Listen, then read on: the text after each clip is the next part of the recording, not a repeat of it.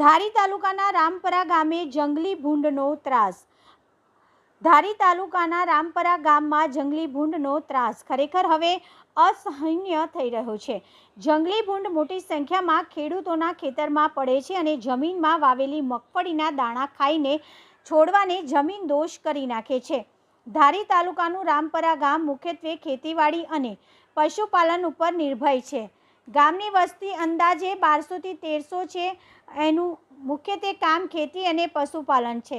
હાલ ચોમાસાની સિઝન ચાલી રહી છે ત્યારે ખેડૂતો દ્વારા રામપરા ગામમાં મગફળીની વાવણી મોટા પાયે થઈ છે, પરંતુ મગફળીના છોડ જરા જ મોટા થતાં જંગલી ભૂંડને જાણે ક્યાંયથી આવી જાય છે અને ખેડૂતોના તૈયાર થયેલા મગફળીના છોડને જમીનમાંથી નીચેથી ખોદીને તેમાં લાગેલા નાના દાણા ખાઈ જાય છે, સાથે મગફળીના છોડને પણ જમીન દોષ કરી નાખે છે। ત્યારે ખેડૂત સવારે આવીને જ્યારે પોતાના ખેતરમાં નજર નાખે છે ત્યારે તેનો મગફળીનો મોટા ભાગનો પાક નુકસાનગ્રસ્ત જોવા મળે છે, જેથી ખેડૂતોને પણ અતિ દુઃખ થાય છે।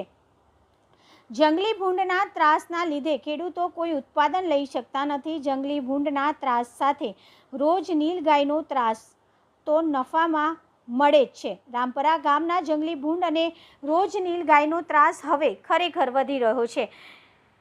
જંગલી ભૂંડ અને રોજડાના ત્રાસથી હવે ધારી તાલુકાના રામપરા ગામના ખેડૂતો બેહાલ બન્યા છે। મોંઘા ભાવનું બિયારણ, દવાનો છંટકાવ, મજૂરી જેવી અનેક બાબતોથી ખેડૂતોને ખર્ચા લાગે છે। જ્યારે હજી તો પાક તૈયાર ન થયો હોય તે જ સમયમાં ભૂંડ અને રોજડાના ત્રાસથી ખેડૂતોની કાયમી મહેનત ઉપર પાણી ફરી જાય છે।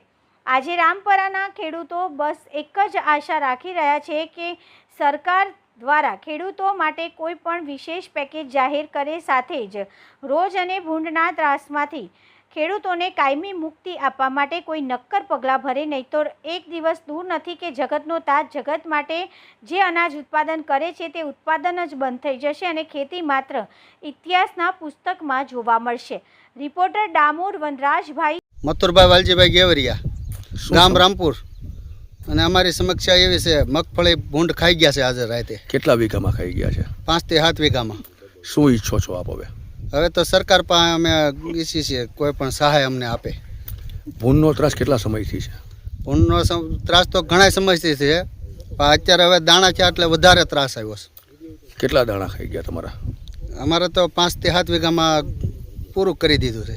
કેટલી સંખ્યામાં ભૂંડો આવે? 15 થી 20 રોજ રીતે આવે? 2-3 દિવસ આવે।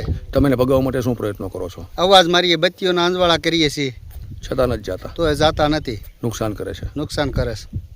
મારું નામ મુકેશભાઈ ભીખાભાઈ સુતરિયા, ગામ રામપરા, તાલુકો ધારી, જિલ્લો અમરેલી। શું સમસ્યા છે? અમારી વાડીમાં ભૂંડના બહુ ત્રાસ છે અને આના પગલાં કાયદેસર લેવા જોઈએ। જંગલ ખાતાવાળા પણ સામું જોતા નથી કોઈ, અને આ સમસ્યા તો બહુ ઊભી છે।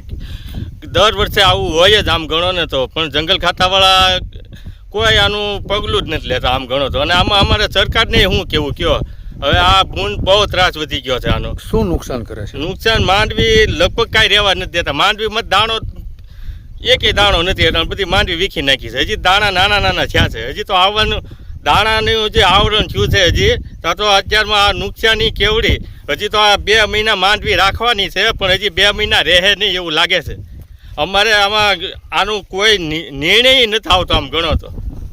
શું ઈચ્છો છો આપ હવે?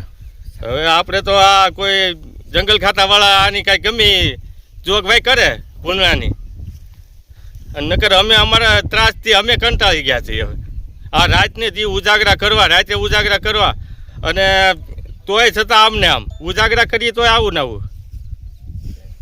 શું હવે તમારી માગણી શું છે મુખ્ય?